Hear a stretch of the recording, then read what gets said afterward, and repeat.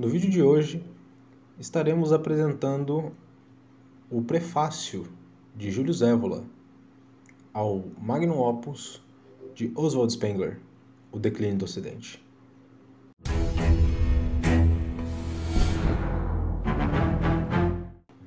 Enquanto obras menores de Spengler já estão disponíveis na Itália há algum tempo, seu livro principal, ao qual o autor deve sua fama mundial, só está sendo acessível ao público em geral pela primeira vez por meio desta tradução, apesar das frequentes referências encontradas na literatura atual.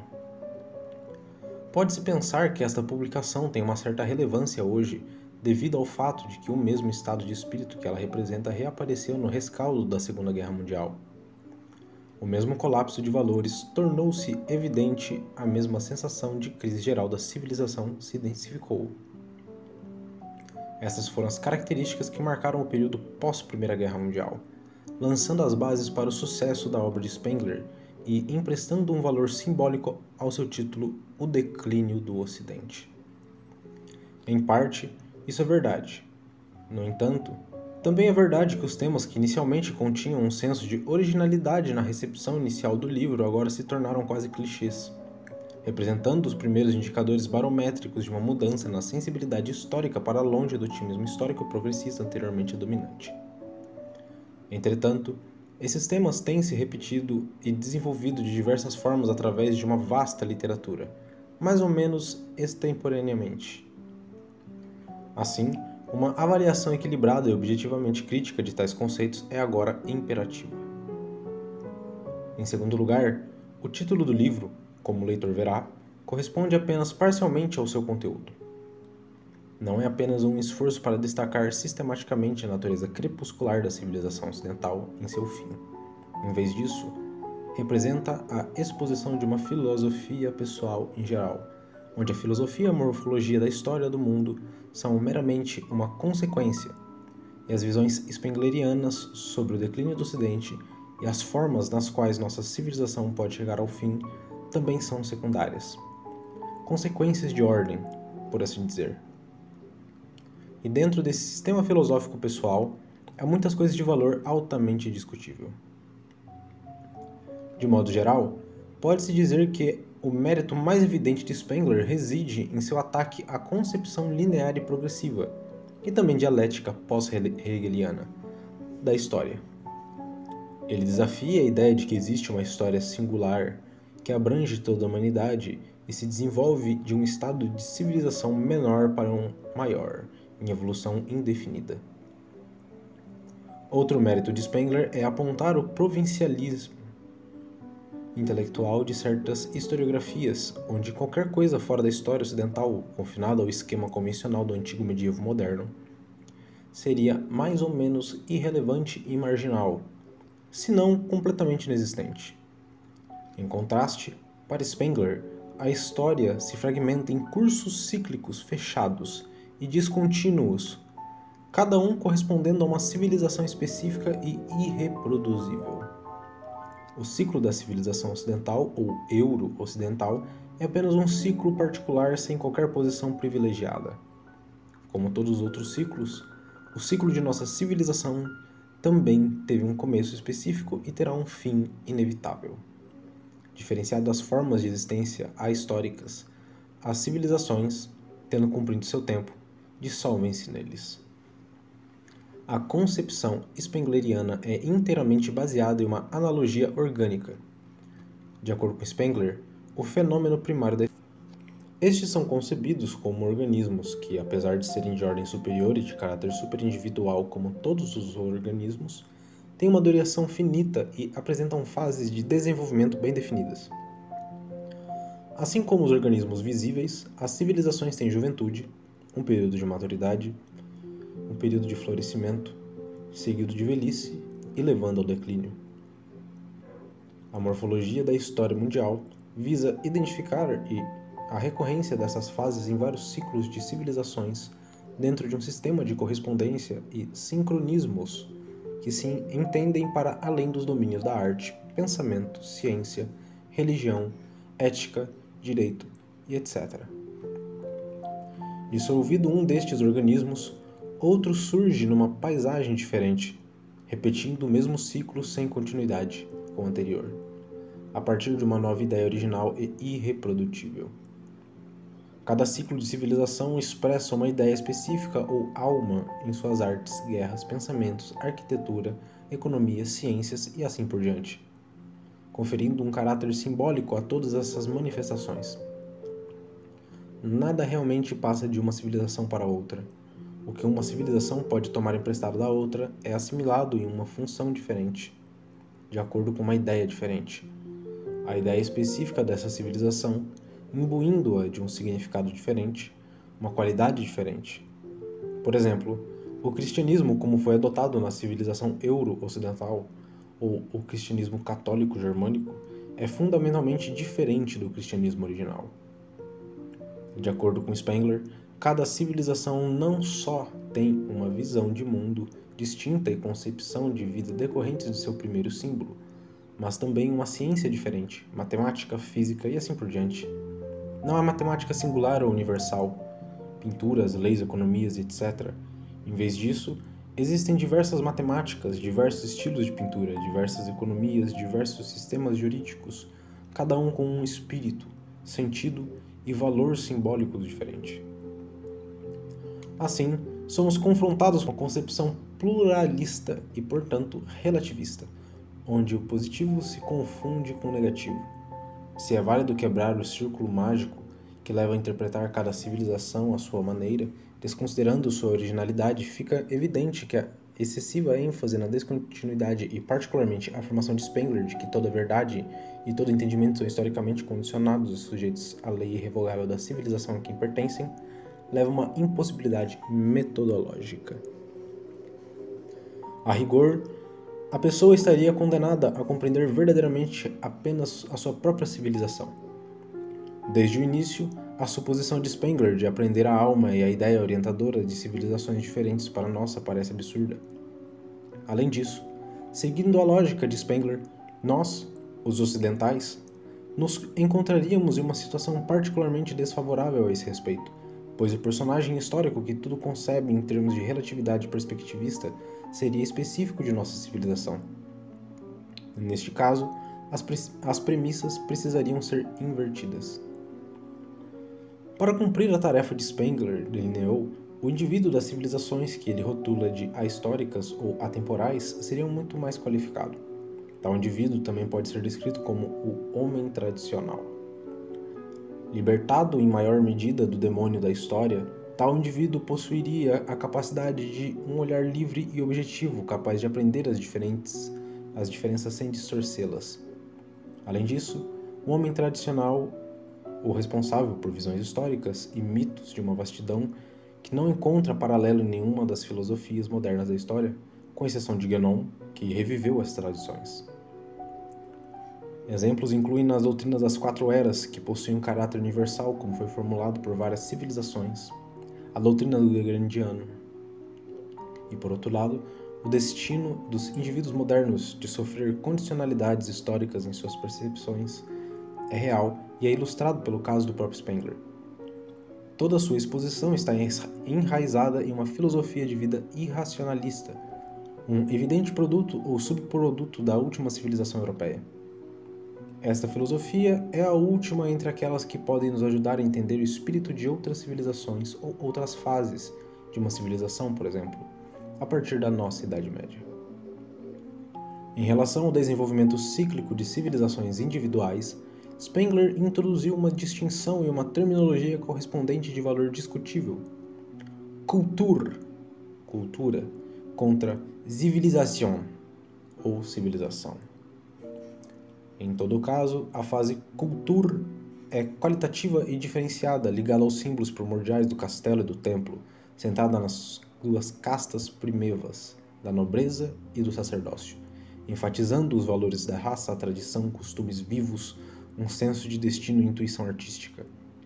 Ultrapassado o ápice de cada ciclo, principalmente com o surgimento das cidades, o advento do terceiro estado e o término com o domínio das massas, todos esses valores se desvanecem e ocorre a transição da cultura para a civilização. A civilização é a inevitável fase terminal e crepuscular de cada ciclo. Na civilização predomina o intelecto abstrato, o puro despertar separado do instinto, da raça e do substrato cósmico. Aqui, o inorgânico suplanta o orgânico. A aleatoriedade mecânica suplanta a experiência vívida. O mundo como história dá lugar ao mundo como natureza, e a forma cede lugar ao uniforme. O advento da maquinaria, a onipotência do dinheiro e das finanças, o domínio das massas e das anticastas marcam a civilização. O seu símbolo máximo é a metrópole cosmopolita em expansão, que absorve e devora o campo e as suas energias. Social e politicamente, a civilização culmina no bonapartismo e no cesarismo. É um poder sem forma nas mãos dos indivíduos que controla despoticamente as forças e as pessoas deste mundo internamente dissolvido e crepuscular. Além deste ponto, não há mais história no sentido superior. Nada tem significado ou poder simbólico. Primitivas, ahistóricas, eternas, formas puramente biológicas do retorno primordial. De acordo com Spengler, estamos vivendo na fase civilizatória do ciclo euro-ocidental, ou também chamado de ciclo faustiano, que começou por volta do ano 1000 d.C. O conceito de declínio do Ocidente simplesmente expressa esse fato, o nosso destino. Até o Ocidente experimentará o seu fim em formas que outras civilizações já experimentaram e cuja forma pode ser prognosticada daqui para frente. Spengler pode rejeitar a acusação de pessimismo aqui, pois ele vê isso como uma simples observação de um fenômeno natural inevitável. Prever as formas pelas quais uma civilização será extinta não é mais pessimista do que descrever as fases de declínio, velhice e morte inevitável em qualquer organismo. No entanto, a questão mudaria então. Spengler pode ser acusado de pessimismo não no que diz respeito especificamente ao fenômeno da civilização, mas sim no contexto mais amplo de sua doutrina, que é informado por um fatalismo biológico inadequadamente estendido ao reino da filosofia da história. Uma vez que este é o ponto de consideração mais interessante e digno dentro das teorias do nosso autor, seria sensato acrescentar mais algumas breves observações. Assim, como as vidas individuais, sucedendo-se no tempo, embora sejam ciclos fechados com mais ou menos as mesmas fases biológicas, podem coletivamente dar expressão a uma continuidade em um plano superior, como, por exemplo, a história. Da mesma forma, a teoria das civilizações como mais os ciclos menos paralelos não exclui necessariamente uma perspectiva mais ampla. Alguém que aceitasse a orientação segura das antigas visões tradicionais já mencionadas, notadamente a doutrina das 4 eras, poderia facilmente ver que, embora cada civilização particular possa ter o seu próprio caráter distintivo e possa ser seguido o curso mencionado que culmina em uma fase da civilização, no entanto, para todas elas, o mesmo ritmo se desenrolou desde os tempos antigos. Assim, a civilização parece ser o termo final, o terminus ad quem, ao qual parece ter sido ordenado o complexo das civilizações precedentes, e no qual se conclui um processo global de natureza involutiva. Tanto é assim que nas formas individuais das civilizações anteriores podem-se ver quase formas parciais, quase que provas ou prefigurações que só teriam sua realização mais completa, radical e universal na civilização euro-ocidental, idêntica ao mundo moderno. Realização universal, podemos dizer, pois a civilização do Ocidente recente não é mais o episódio de uma civilização específica limitada a uma paisagem particular. Ao contrário, é um fenômeno que está gradualmente abrangendo todo o globo, não deixando nenhum espaço onde algo novo possa ser concebido e um novo ciclo iniciado. Além disso, o valor de distinguir entre civilização e cultura foi reconhecido por uma morfologia da história. No entanto, tal distinção deveria ter sido melhor elucidada na forma de 2 categorias no sentido kantiano e 2 tipos gerais de organização possível da vida humana. Isso teria dado origem a uma valiosa dualidade como um fio condutor para descobrir, para além do pluralismo aparente, o espírito diferente e antitético apresentado pela arte, pela ciência, pelo culto, pelos costumes, conforme se conforme se refiram a uma cultura ou uma civilização. A esse respeito, se Spengler destaca muito bem as características de cada civilização, muito há de dizer sobre o que para ele corresponderia ao seu oposto, ou seja, o que é verdadeira e propriamente cultura. Pode-se até questionar se Spengler foi capaz de compreender o espírito das formas tradicionais superiores de cultura, pois parece que ele aprecia principalmente expressões de uma existência um tanto primitiva, ligada ao campo e a pequenos centros, como formas qualitativas, incluindo guerreiros, sacerdotes e símbolos, e com destaques para domínio das artes, ainda que em pequena escala e curta duração. Essas expressões, no entanto, carecem de uma conexão com algo transcendente e espiritual em um sentido superior.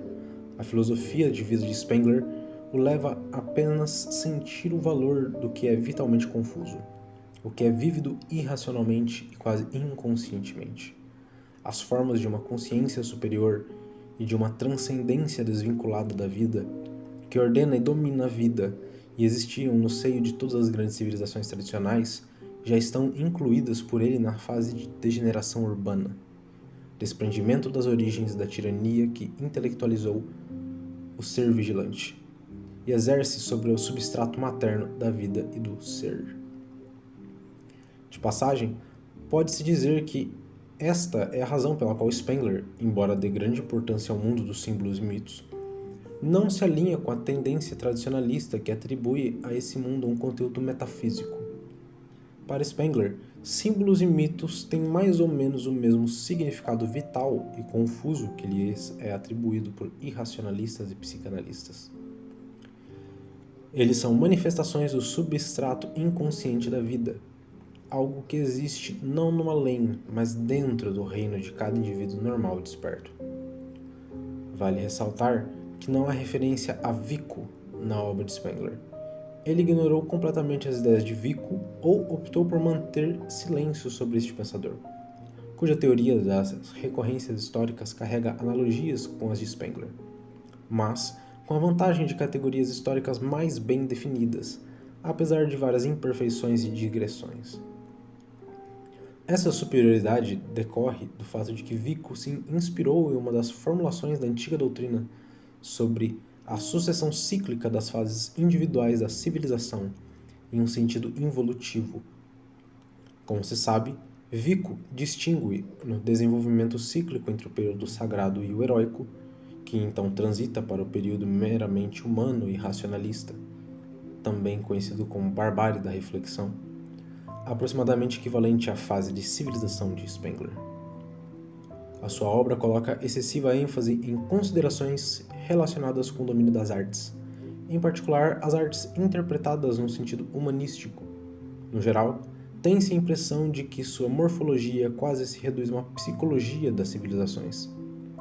Daí o uso do termo fisionomia, ao invés de servir como uma verdadeira filosofia ou metafísica da história. Vale a pena mencionar novamente o fenômeno do cesarismo concebido por Spengler. A situação seria tal que, durante a fase de civilização, em cada ciclo, mas aqui em referência torna-se específica, que é o ocidente que Spengler claramente tem em vista. Depois da civilização tecnológica, o reino das máquinas e dos técnicos triunfa sobre tudo mais. Serão os poderes das finanças e do capital que dominarão, essencialmente sob o disfarce de democracia, e, finalmente, uma luta até a morte acontecerá entre os senhores do dinheiro e os indivíduos semelhantes a César. Idêntica luta entre economia e política pura. Os indivíduos semelhantes a César quebrarão a tirania do ouro e estabelecerão a era política absoluta.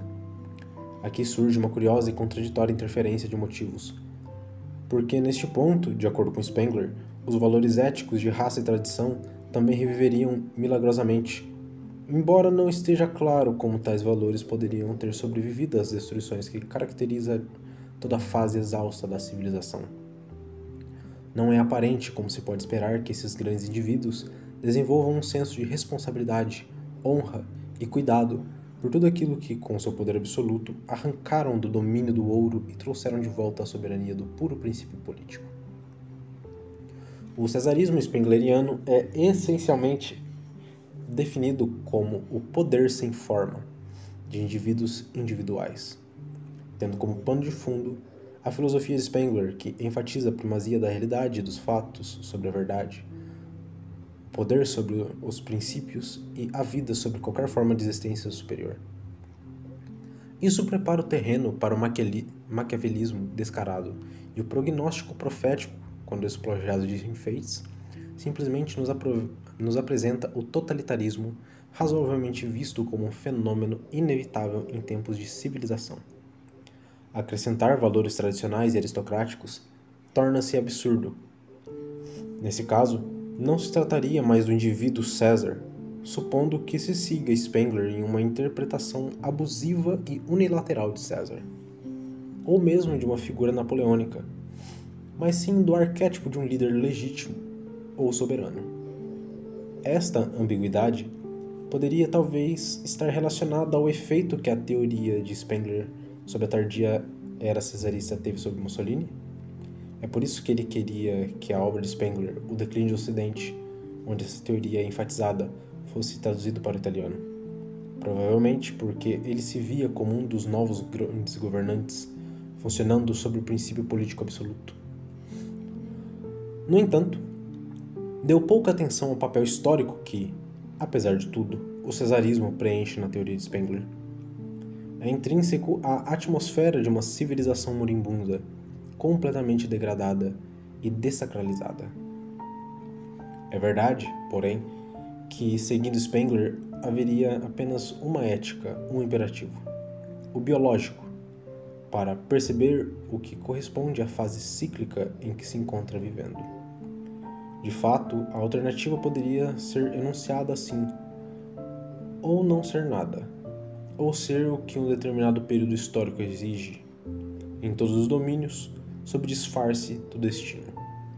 E no clima de uma civilização, apenas as formas políticas acima mencionadas seriam atuais. Na Alemanha nacional-socialista, Spengler representou um caso bastante excepcional. Diante do cesarismo mais intenso de Hitler, de cunho mais populista que o de Mussolini, Spengler viu sua teoria quase posta à prova. O homem Spengler, se não o filósofo que já havia elogiado Cecil Rhodes, não se sentiu inclinado a segui-lo. Como Jungern, von Salomon, Blücher e outras várias figuras da chamada Revolução Conservadora, que de muitas maneiras lançaram as bases para o nacionalsocialismo, Spengler manteve-se um tanto distante. Esse sentimento era recíproco. Os círculos nazistas mais radicais viam Spengler com desconfiança, não tanto por sua teoria do cesarismo, do irracionalismo biológico e da vontade de poder, mas mais devido à inconsistência já mencionada. Este certamente não é o lugar apropriado para um exame detalhado do valor das visões de Spengler sobre as várias civilizações e suas diferentes fases. Haveria muitos elementos para corrigir devido às suas apresentações unilaterais ou mesmo imprecisas. Spengler é acreditado com a descoberta da chamada civilização mágica como uma unidade distinta. Seu termo civilização faustiana e homem faustiano tornou-se, entretanto, um tanto comum entre vários escritores. No entanto, muito poderia ser dito sobre o significado da civilização fáustica que Spengler identifica como a ocidental, a começar pela cultura gótica. Vale a pena notar que ele considera inexistente toda a pré-história indo-europeia, para não falar da Hiperbórea, desconsiderando as influências fundadoras que foram propagadas pelas culturas góticas e germânicas. Ele também não consegue perceber que alguns supostos traços específicos da civilização fáustica, o culto de si mesmo, a análise psicológica, o impulso romântico para o ilimitado, não são mais do que precursores da crise que caracterizaria a civilização ocidental. A discussão sobre a oposição entre a civilização ocidental faustiana e a civilização clássica grega antiga continua ressurgindo em excesso. Infelizmente, ainda prevalecem os argumentos cansados sobre a civilização greco-romana como uma das corpóreas, finitas e fechadas, juntamente com a noção de apolonianismo, sendo quase sinônimo de tudo isso. As civilizações grega e romana são consideradas partes de um mesmo organismo ou ciclo histórico. quase em termos de fases correspondentes de civilização e cultura. No entanto, sabe-se que representavam entidades culturais distintas devido a fatores arraigados. Finalmente, os leitores podem se surpreender ao ouvir que Spengler tem a dizer sobre o budismo, o taoísmo, o estoicismo e o pitagorismo. Mas não é nossa intenção aprofundar aqui uma crítica. O leitor pode decidir por si mesmo, com base em seus próprios princípios, como se orientar e separar o que, apesar da confusão na obra de Spengler, ainda tem valor positivo e que pode ser adequadamente utilizado em historiografia morfológica, do que deve ser descartado sem hesitação. Os leitores podem se surpreender ao ouvir que Spengler tem a dizer sobre o estilo usado por Spengler nesta obra é tudo menos simples, tanto em termos de linguagem quanto de articulação do pensamento. Portanto, se o leitor se sentir algum desconforto, não deve culpar o tradutor, cuja liberdade não poderia ir tão longe a ponto de reescrever quase tudo em palavras diferentes, assumindo a responsabilidade de interpretações puramente prováveis em mais de um ponto. Além do estilo geral, há também uma terminologia especial ou um uso bastante particular dos termos comuns. O leitor irá gradualmente se acostumar com isso. Vamos nos limitar a algumas observações para a orientação inicial. O termo alemão die Antike significa antiguidade, no sentido específico da civilização greco-romana. Então, der antike Mensch, de antike Kunst e etc. significam o homem, a arte, enfim, da civilização clássica.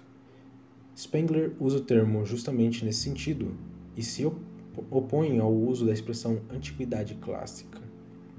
No entanto, em certos casos, o uso dessa expressão foi essencial.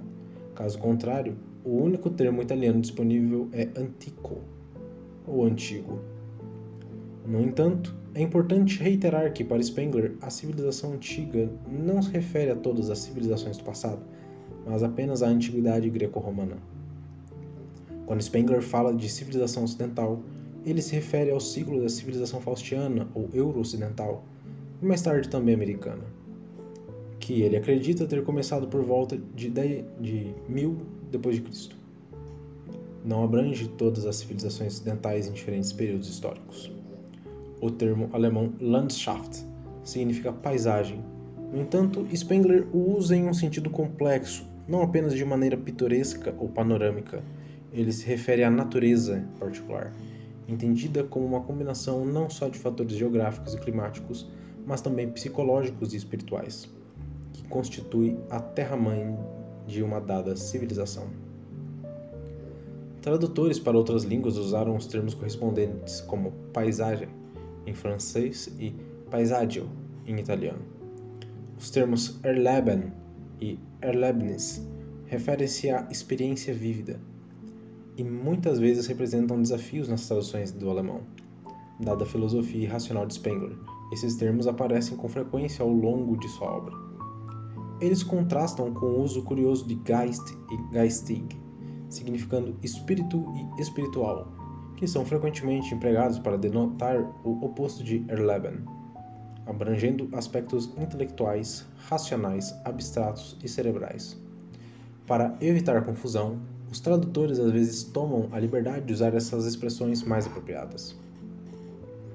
Os leitores muitas vezes terão que navegar por conta própria, pois não é incomum para Spengler associar paradoxalmente conceitos díspares sobre o mesmo termo Geist, como iluminismo, racionalismo urbano, espírito religioso, sabedoria ou gnose e especulação científico-filosófica. Todos contrapõem-se igualmente à vida e à experiência vívida. Em relação ao termo imagem, Bild, os leitores devem se acostumar aos poucos com as complexas e variadas formas como Spengler o utiliza para o termo desafiador Stand ou Stande, casta, classe social, corporação, assim como descrito em Standestat, e outros termos específicos. Explicações serão fornecidas às notas à medida que forem surgindo. O termo Gleichzeitig, que significa simultâneo ou contemporâneo, foi traduzido como síncrono. usado por Spengler para fenômenos ou figuras que ocupam o mesmo lugar no ciclo de diferentes civilizações. Alguém o traduziu como coevo. No geral, é apenas gradualmente se acostumando com o estilo e a mentalidade de Spengler que o leitor poderá superar as dificuldades apresentadas pelo estudo desse livro.